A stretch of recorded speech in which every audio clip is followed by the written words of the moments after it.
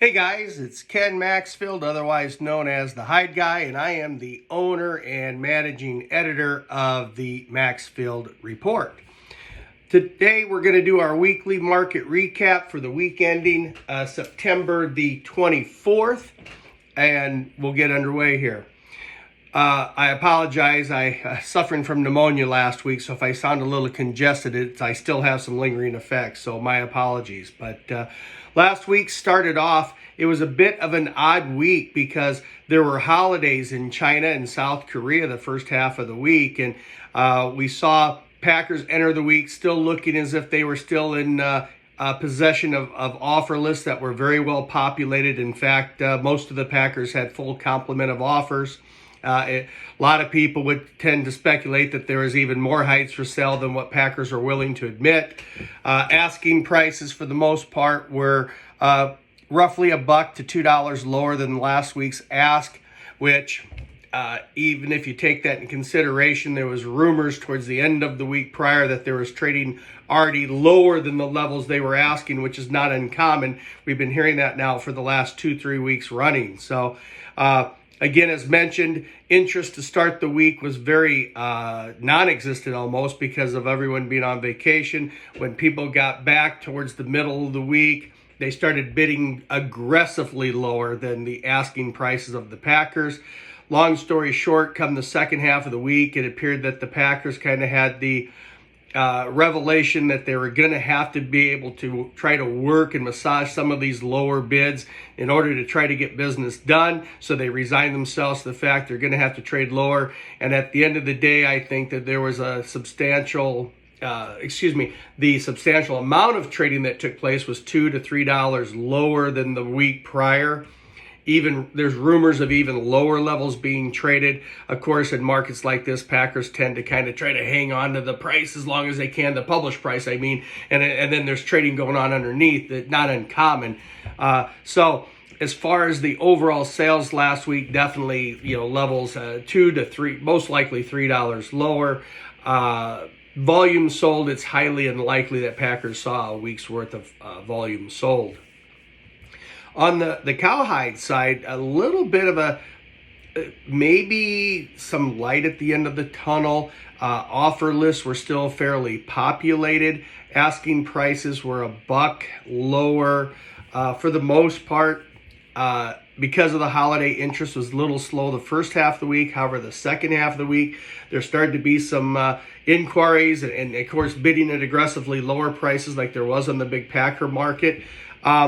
It looks like cowhide producers dug in a little bit more and not as willing to negotiate prices, although that's what everybody's thinking on the surface. We have heard rumors of a couple large producers in trouble on some branded cows that may have sold branded cows at levels much lower than what's being reported. We still are trying to chase that rumor down.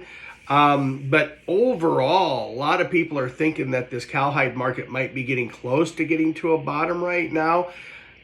I mean, if you take, branded cows trading somewhere in the mid-teens, I could see that argument. That's, and that would be an FOB basis. So it makes sense. As far as sales, a lot of folks are chattering that they think there's a fair number of hides sold.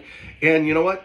The producers need to, because the number of cows and bulls in the harvest mix is running close to 22%, about 140,000 for the average, give or take 5,000 every week. So they do need to keep selling. And what's interesting is when you talk about that harvest of cows at 140,000, it is majority being made up on the West Coast and the northern part of the United States, because what I'm being told in the South is that the harvests on Saturdays are now done. So we'll have to see what happens there. Sorry for taking so long on that. Just wanted to make sure I caught you all up.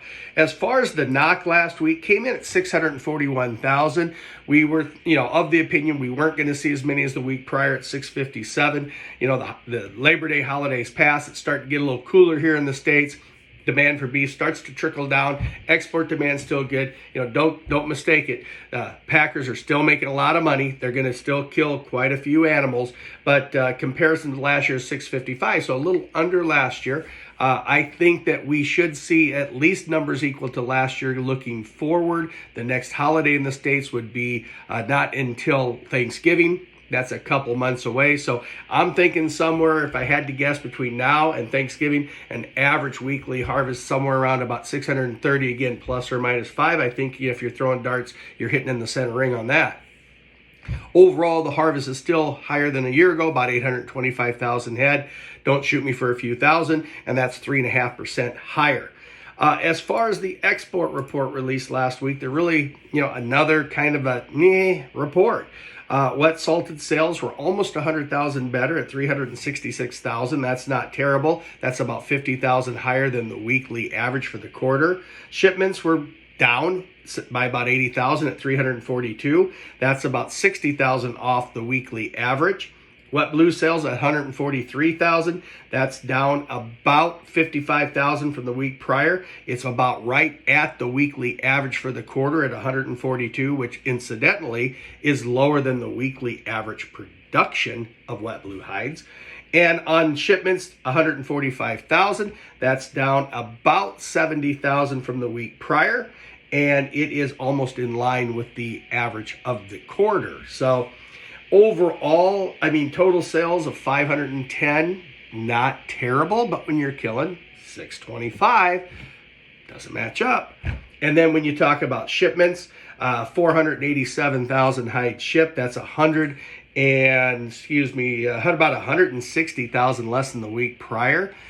Here's an interesting thing about shipments. If you take year-to-date shipments, including the report last week, compared to the year prior, we are almost dead even.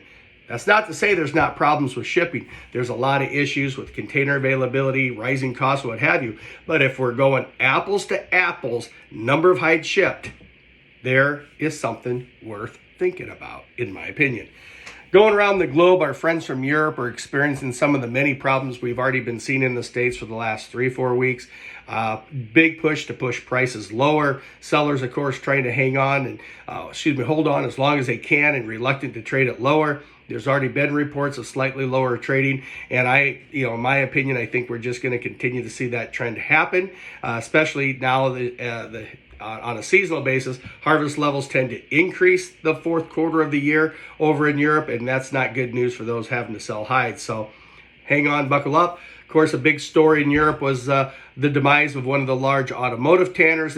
Those rumblings are starting to go out like waves through water into some of the various other segments, and other tanners are reported to be reducing soaks due to the chip shortage. So it seems like there's some rough surfing going to be happening for some of these people in the automotive trade, whether you're producing cars, you're producing leather, or you're selling the hides. This chip shortage is really starting to have some consequential impact in Europe.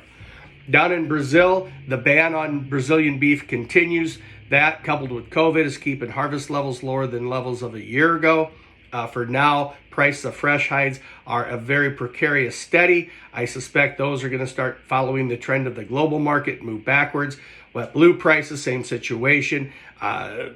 We reported about a 5-cent range. I would say the majority of the trading is taking place towards the bottom end of that range, and I look for that market to face some of the pressure that we're seeing in other parts of the world.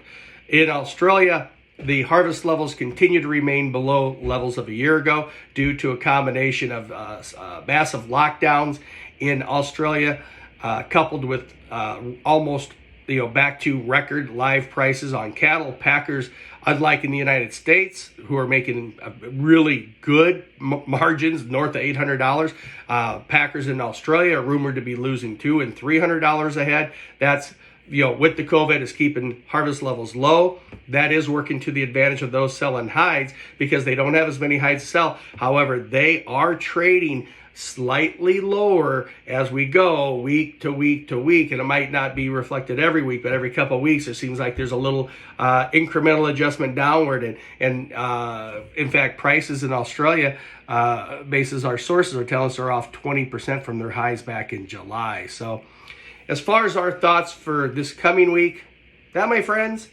check out the website www.themaxfieldreport.com. I offer opportunity to request copies or samples of my 2 reports I do. hit that button. I'll get a notification. I'll send you a couple of copies of it. No obligation. Don't want a credit card. If it's something you like, you can talk to me about a 7-10 day trial. We want to make sure you're happy with what you're getting. Know it before anybody else, and that's why people subscribe to the Maxfield Report. So, Ken Maxfield, the Hide Guy. That's it for this week. A little bit lengthy, I apologize, but we'll certainly check in again next week. Thanks.